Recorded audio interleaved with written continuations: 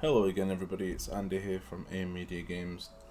In today's tutorial I'm going to be going over random background audio loops. So in short, for example, let's say you're walking through a forest, a jungle, a haunted house, whether it be a horror game, an action RPG, first person shooter, random distant audio sounds or random audio that will play as the player moves around the map. Now, there are loads of different ways that you can achieve the same results, but in this video I'm going to show you one that's kind of like attached to the player. So no matter where your character walks around in your level, so let's say this is 10 times the size of what you see and you have a huge open world, or maybe you're inside of a house, a mansion, a haunted home, whatever it is. If you're walking around your level, if you don't have any audio, yes, it can be quite creepy without audio. It's quite a good way to, I don't know, set up for a jump scare, but ambience and background noise can set your game aside. So if you've got like lots of, I know this is quite a long intro, but I need to at least explain the points before I try and make them. So if you've got like a game where you want immersion, and let's say games like Tomb Raider or Uncharted, if your character is walking around the level and you have just a sound loop playing, it can feel quite linear and stagnant, as in not very realistic. So let me show you what I mean, and then we'll go from there. So this is again a beginner to intermediate course to teach you about adding sounds to your game so you've got more of a background ambience. So I'm going to shut up for a second and let the code play out for itself that I've set up in, let me get rid of these so there's no confusion, that I've set up in a level blueprint. So these spheres represent where the sound is spawning, but you won't have them in your final version.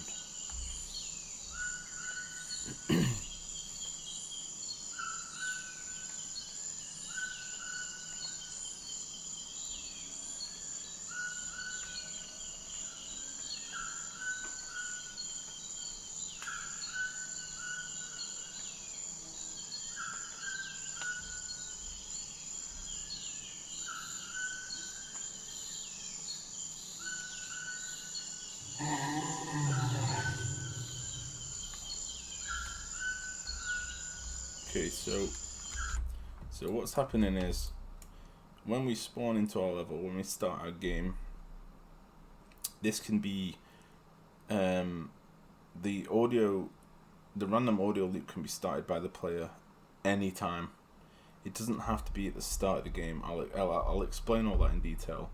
But what's happening is the audio blueprint is set up so it follows the player around the level. And then imagine, as you will, let's show you with this sphere. And this sphere represents the player character, little Mr. Elongated Eggman. So he's walking around the world, and around, I'm going to use a trigger box as an example. And let's get the location of our character. Copy. And then, oops, sorry, no, copy this one. And then I'm going to paste that on this one. So, around our player, what we've got, in a sense, is what's called a bounding box.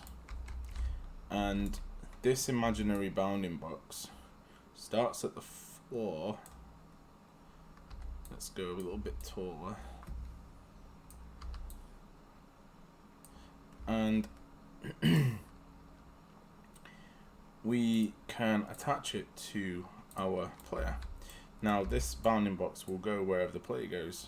So as you walk around the level, in this 3D space inside of this cube that's around our player character, we are telling the blueprint to spawn within a specific range around the player. As the player walks through the level, it will grab the player's current location, which is what those numbers were at the top left. If the player location is read successfully, it will copy that location and spawn within that bounding box around the player. So it's a really good way of adding kind of like, I would say maybe dynamic sounds that spawn randomly, sporadically around the player character. So as you move around the map, these little sound files or sound bites will play around the player's ears, giving you immersion in your video game. Sound can set your game aside from all of the others, and if you do a really good job of setting up your audio and having really good background noise, background ambience, it can make a huge difference to gameplay. Imagine like a war game without any background war noises, no distant gunfire, no distant screams. It'd just be, I don't know, boring, right? So let's delete everything and let's start again. I hate doing this, but oh well. I always work on a tutorial, have to do all of the code and then delete it. Let's do it all again. Okay, so the first thing we're going to do is we're going to go into our level blueprint. So if you've never done it before, you're going to click here between your level sequencer and your quick add to scene. So just here, list of world blueprints. Open up your level blueprint. Excuse me. And in here, what we're going to do is we're going to create a loop system that will be controllable, so we can end the loop and start the loop again whenever we want. So let's say, for example, maybe you go into like an Aztec temple, or you go from outside to inside, and during that transition you might want to stop the outside noise and only play the noise from the inside. So what we're going to do is we're going to create a custom event, and we're going to name this one random audio. Now I apologize if I cough. I do try and edit them out. I don't always catch them all, but I try my best. And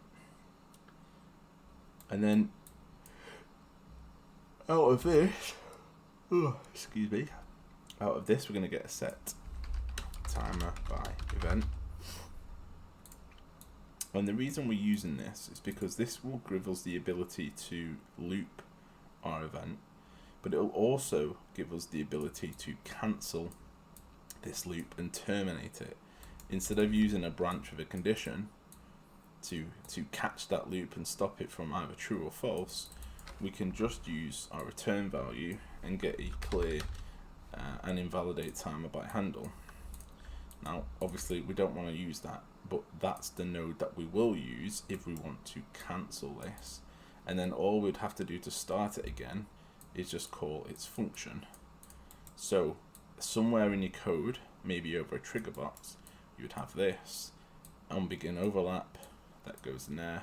That can go into anything. It doesn't have to go in here, and this will clear this timer by handle, and all it means is basically stop this loop in simple terms.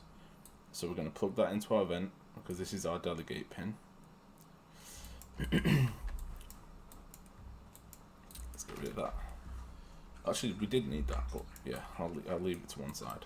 Okay, and to make this a little bit more random, we can utilize a floating range. So if we drag out of our time and get a float in range, and we get our random one, this one here, and then in this, how this works is whatever your minimum value is, let's say our minimum value is 10, it will, so you basically any number after 10, so it could be 10 seconds or above. So let's say 60. So the minimum amount of time that can pass before this would loop would be 10 seconds to a maximum of 60. You can randomize this again by doing this and then having any values you want in here and then any values you want in here. So you can keep randomizing the amount, but again, it'll start getting a little bit weird. So we're going to go 10 and 60. Let's compile that. And then the important thing here is to click looping. If we don't check looping, it'll do it once and then do nothing. So make sure you check on looping. And that's it for this part. The next thing we're going to do is we need to get a reference to our player character. So get player character. And then we want our capsule component, get capsule component, and then we want out of this, get relative location. You can actually, just so you know, you can also use get relative transform, because in your transform node, you can split struct pin, and this will give you your rotation, your scale, and your location. So you can do it that way. We'll do it with this one. You can use any of those two. Will work fine. Okay, so this right here, in simple terms, is going to get our player character. So this is the character that you're controlling. 0 represents you, and the capsule component is the collision component capsule that is over our player character mesh. Let me show you what that is. So in here we have our capsule. Where is it gone? There it is. Our capsule component is our collision mesh, which is the this capsule that is responsible for colliding with anything in the in the game world. Okay. It's also what stops you from falling through the floor when you're using a first-person character without a skeletal mesh with no legs. So, what was it on? Oh yeah, this one. So in here now we have the start of our loop, and we have a way to grab our player's relative location. And then what we want to do is, remember I said before earlier in the video, we had the elongated egg and the trigger box representing our bounding box. We need to set that up in here, and to do that what we want is a node called a random point in bounding box. And what this is, now the center is our player character's point in the world. This is our, so imagine a box, and the center of that box is our player character's current location. The half size is, if a box is 2 meters, so if you do 200, 200, 200, which is a 2 meter squared box, I believe, is my maths right there, then it would be 4, because it's just half of the full value of the box. So if you put 500, 500, 500, it would be 1000, 1000, 1000, because this is just the half size of the box. So 250 would be 500. So we're putting in the half of the size. So whatever we want the size to be, that you put in the non-duplicated amount in here. So if we put 5, it would actually be 10. So it's just half of the full size of the box. I'm not sure why they do this, but it is just the way it is. So in here we're going to set a value of, let's say, 2,000 units by 2,000 units, and the Z is the maximum height, or yeah, the ceiling height, the roof height, the maximum height of the box. So what we want to do is probably set this to like 500, and we can then split our strut pin. And the problem is doing this. Now remember, our player character is walking on the floor here, so we're walking currently on the floor, and the box wants to if we're the center, the box will also be underground, and we don't want a random bird noise to be playing underneath the character. So what we want to do is we need to use a node called ABS, ABS, and it's not an anti-lock braking system on a car. It stands for absolute, and what it does is it refuses to return any negative values and keeps everything 0 to 1. So in a nutshell, it will only allow a plus value, 0 to, let's say, 1,000, but it won't spawn anything in the negative. So we're going to go into, we're going to go and get a, let's do a set.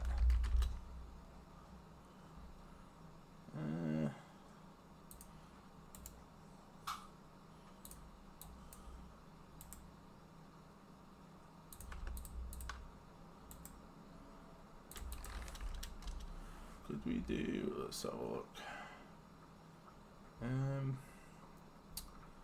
Yeah, we'll do a set node, and we'll do a delay. So we'll pop our delay, oops, not sequence. Hold D and left click to get our delay node, and then we want to set these. And to do that, we don't want that. We want a variable, and we want it to be a vector, and this is going to be our location. And then we're going to hold Alt and drag, and then we're going to split. That's going to go into our set, and that's going to go into our delay.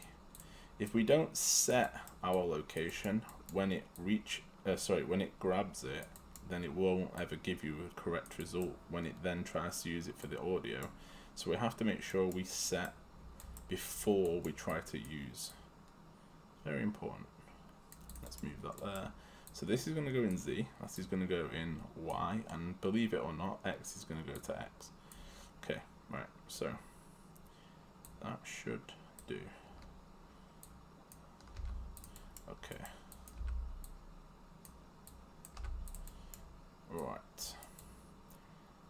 Right, so hopefully you're following along well. This is what you should have so far. I'm going to slowly pan to the, well, I'm going to move the mouse to the left, but I'm going to pan to the right. So this is what you should have so far.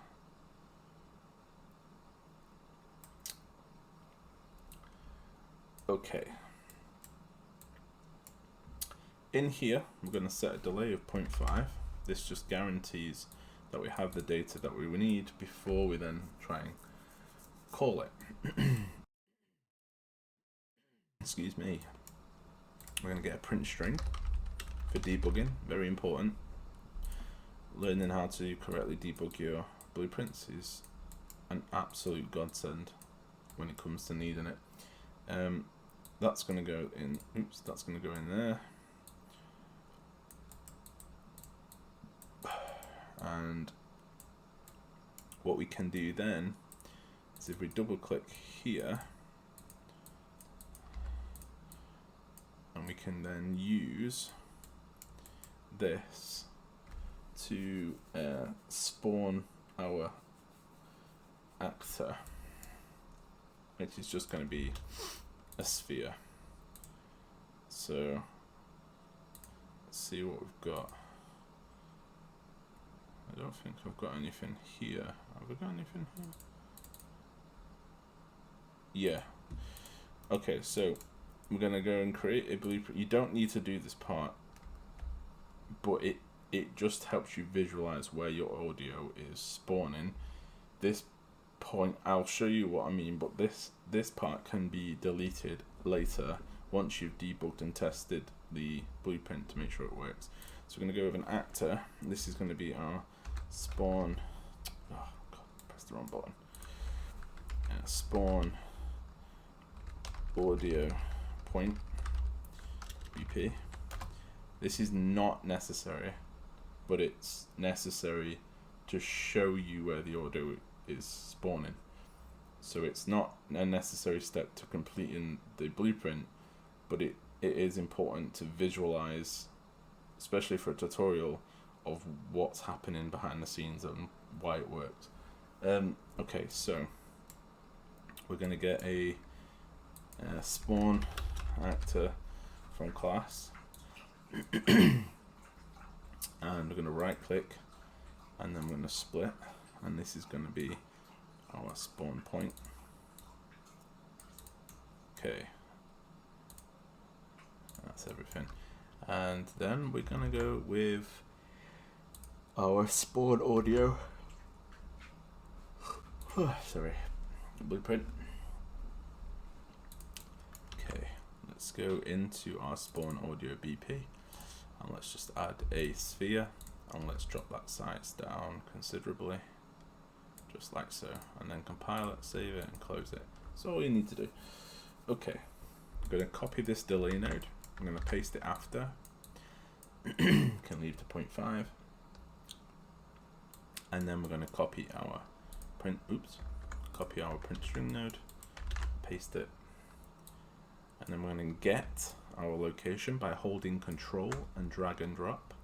So if you hold Alt, you set. If you hold Control and drag, so you're going to hold Control, left click, drag to get, hold Alt, left click, and drag to set. Okay, so we're gonna get it. If you drag without clicking either of those buttons, it gives you the option, so you can do it any way you like. And that's going to go into our in string. That's going to convert our vector into a readable data that we can then visually see. That's going to go into here.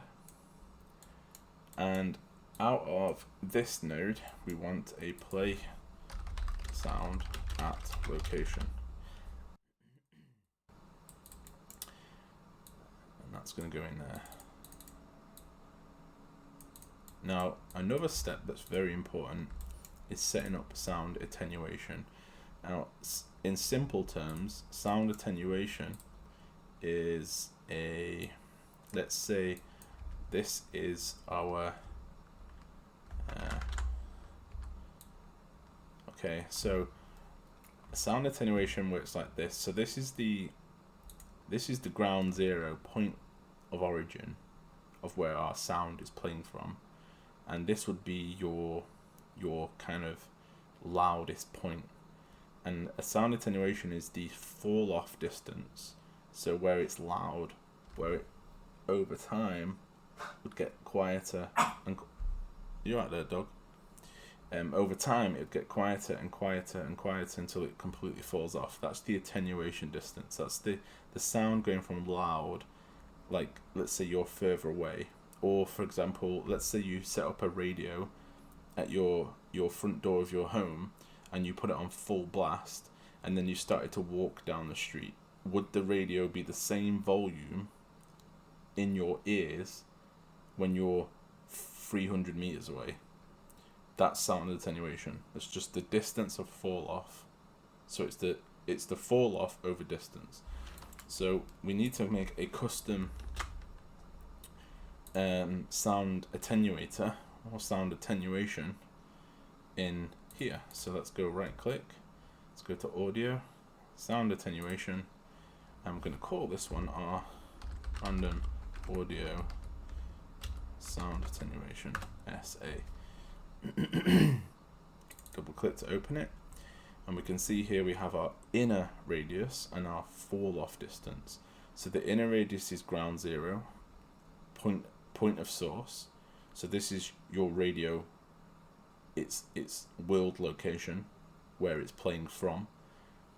So this is its loudest point, and this is the fall off distance. So how far you have to be from the radio before it becomes to a point where you can no longer hear it. So the maximum distance the player would walk would be 3,600 units from this point, and then it would be really quiet. So let's press save, close, and now we have our random audio SA. So go back into our level blueprint, so you can click here or at the top, open that up, and you can see down here we have attenuation settings. So if we place something in there, it'll override any other attenuation that we might have on the individual sound files. So we're going to click on this little arrow, and now we have that set up. To add a little bit of randomness to our volume, we can also do the same with our random multiplier. So let's copy this random floating range, let's paste it, Control V. I'm going to set the minimum to 0.5 and the maximum to 1.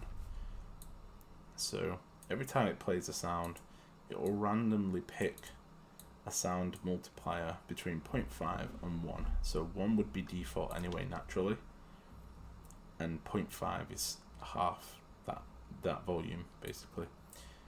Okay, now when it comes to the sounds, in order to get better immersion, the more sounds you have, the more variety you have, the better it will be.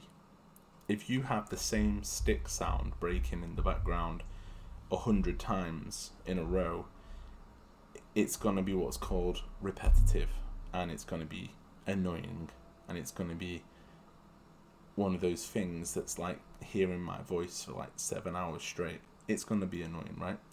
So what we have to do is we have to turn this into an array. We don't have to turn it into an array, but oh no, my headphones are dying. 1 second, let's see if I can plug these in.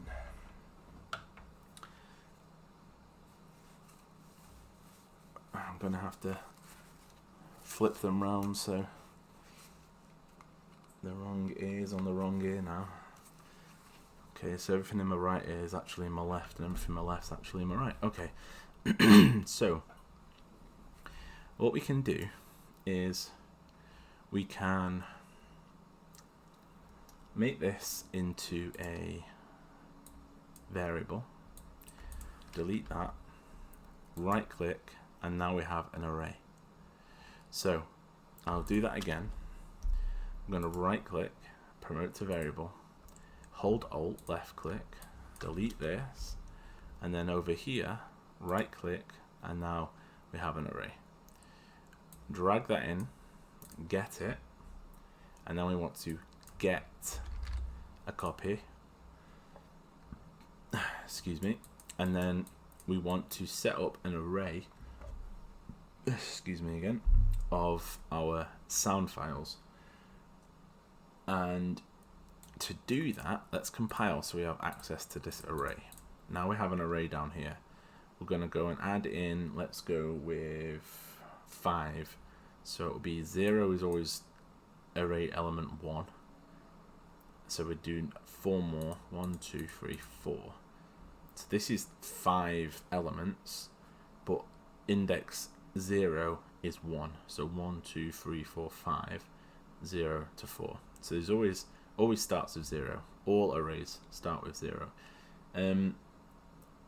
Now what we can do is we can plug this into here, but we want this to be random.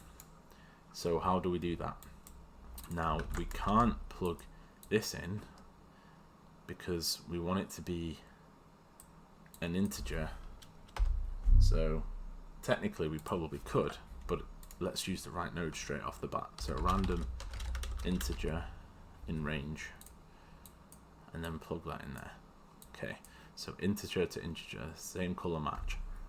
And in here, it's important that we have the right amount to select from. So 0 would be 1, 4 would be 5, because it's 0, 1, 2, 3, 4, and if you count that on your hand, 0 being your thumb and your little finger being 4, how many fingers are sticking up? 5. So this is your 5 array items, and then what this is going to do is this is going to randomly pick a number between 0 and 4. It's going to get a copy of that from your sound array, then it's going to play that sound file or sound cue. Now here's one I made earlier, and here are the sound cues that I created.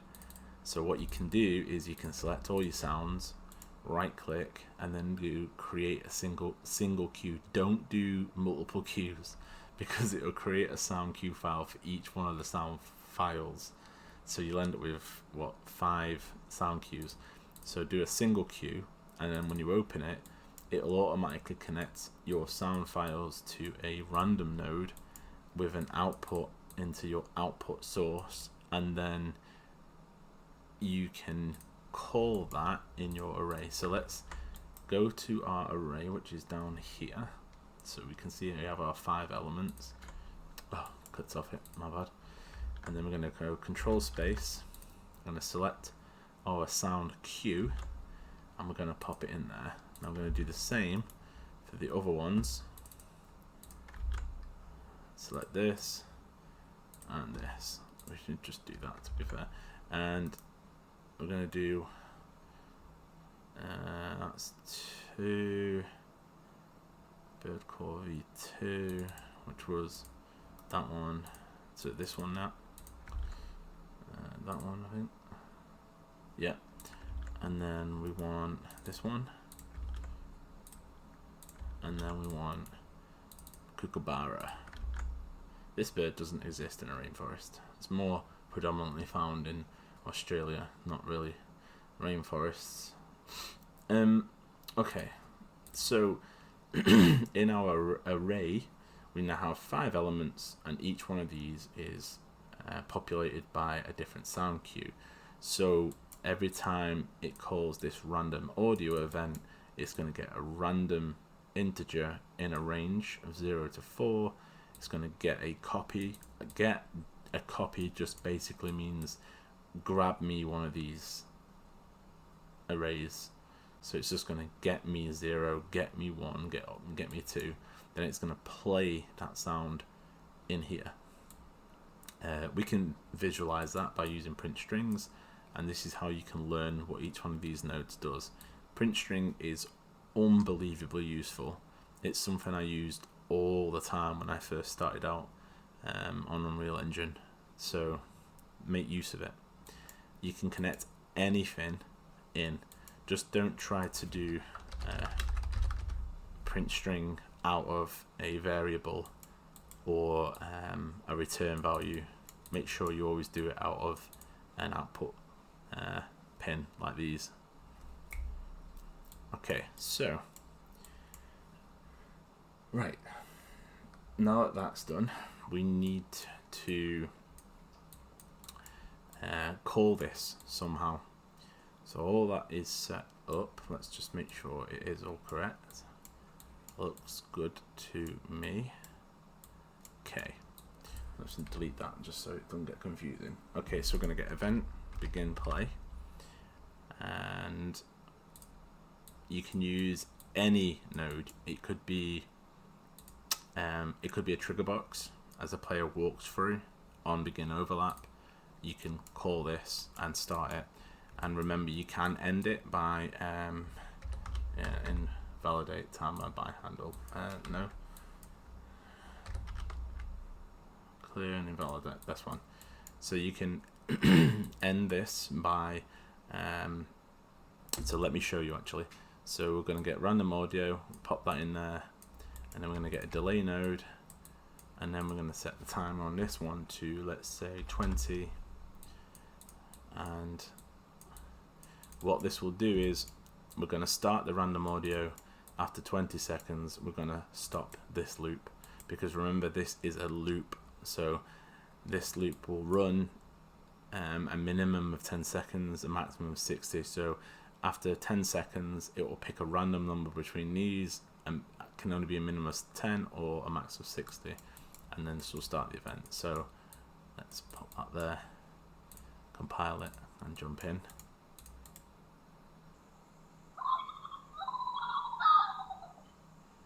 So we can hear that sound effect. We didn't see the... I think what happened is it spawned, but it spawned in the ground, maybe, possibly. It was just really small, so it's just up there. You can see the sphere. Let me make the sphere a little bit larger, just so it's a bit easier to visually see. Let's close, save. So there's our audio, and it's playing up there. It will randomly pick another one between those times that we set. So let's do maybe every 5 to 10 seconds, just to spam it, just so we can visualize it.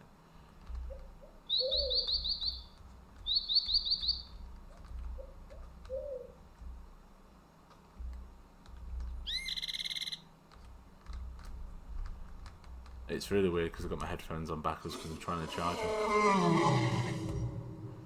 So wherever these spheres spawn is where the sound is spawning.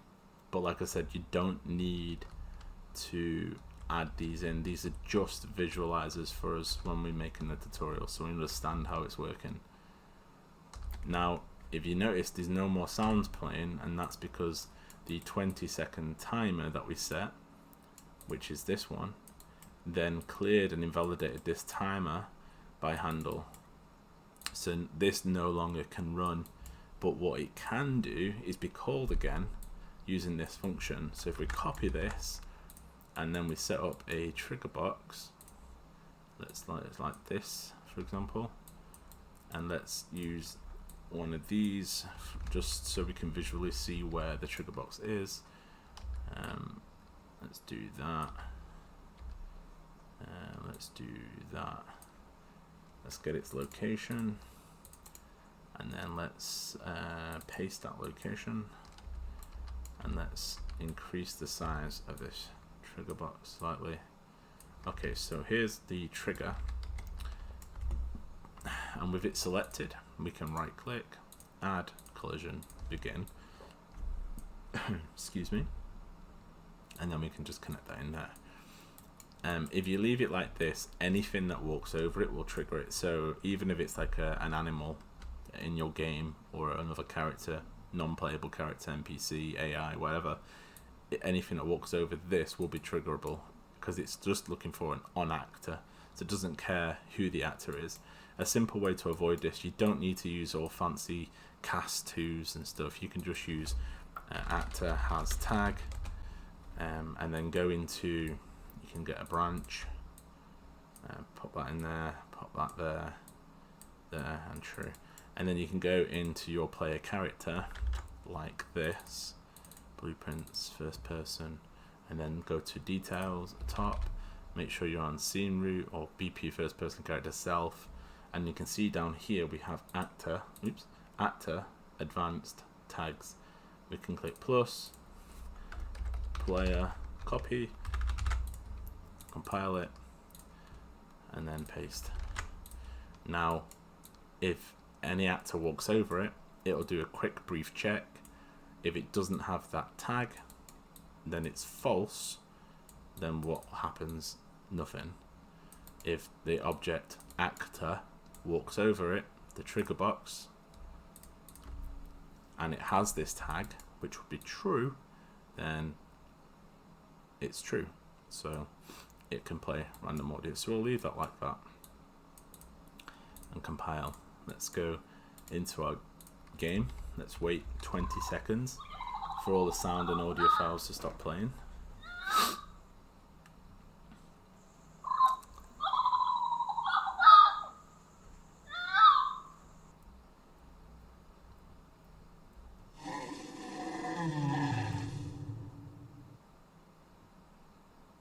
Okay, so I believe it's now stopped, but if we walk over this platform, we've now...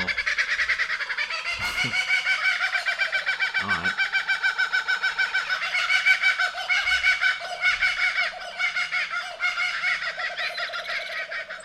Okay, we've now caused an absolute riot in the rainforest. Okay, so I hope this makes sense. If it does, hit the like button. It's a tiny thing to ask of people. Just press the little tiny thumbs up button. It's free, it's easy, and it helps with the algorithms, and it shows it to more people, which then helps them learn who might be struggling with their game and audio. Another thing as well, subscribe. Loads of people watch the videos, and all of the older ones, but a lot of people don't subscribe to videos because they don't quite understand it and they just can't be bothered. But you don't realize how much it helps small YouTubers like myself. So I appreciate all of you. There's a couple more things to go over, but other than that, this is pretty much it. So if you want to end the video here, you can do. If you want to stay until the end, then much appreciated. So shout out to all my patrons as well. I appreciate all of you. Thank you very much for the donations on the coffee fund too. So up here, sound design. This part isn't necessary, but this will show you a way that you can recall this, and another way as well to have control over this event. So what we can do now, the last bit of the video, let's add in some background ambience, because it's all good and fine walking through a forest or a rainforest or a jungle, but you're not having perfect silence and then randomly it starts to make noise. So let me see if I can find, let's see if we've got dawn. Yeah, this, I think, yeah. So we're going to drop this into our level. I'm going to go up here, auto activate, and turn it off. Now we have access to this. We can go to our sound design level. We can go to our event begin play. Let's clear this and this. Let's get rid of these. Compile it, and let's get rid of that and that. Okay, so in here we have our event begin play, and what we want to do is let's go with 10 and 20. We're going to right click. Oh no, we need to select our audio, this one. We're going to right click, get a reference, and then we're going to fade in our audio component, and this is going to give us a nice slow fade in of our jungle sounds, our background crickets and all the other random birds. And then on top of this, as an extra layer, we have our random sound files that we're going to play over the top, which gives us a little bit more immersion whilst we're walking around our level. It can be any type of sound file, it doesn't have to be what I've used. So if you're making, don't feel like this is limited to a rainforest. If you're making any type of game, just follow these steps and then switch out the parts that aren't fitting for your genre of game. So if it's a horror game in a house, then you'd replace the bird sounds with like creaking floorboards or random knocking or scratching on the walls. Just try and think a bit outside the box and come up with unique sound effects that you could imagine. Things that you would, I don't know, find quite creepy. Watch some horror films and get a sense for the ambience in the house. Even play some games like I don't know, Phasmo or something. Any ghost hunting or horror game, to be honest. So what this is going to do here is fade in our audio. So our fade in duration is going to be over 5 seconds, and our fade in volume is going to be 0.7. And then we can compile it and then play.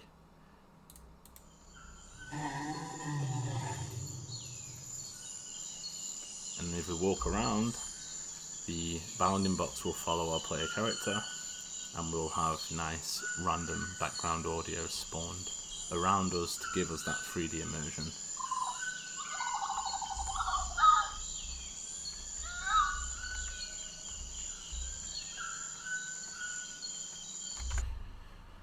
Okay, so the last but not least, the randomness. Whatever you put in these random floating range is going to give you more control over that random sound. So I recommend probably a minimum of about 25 and a maximum of about 120.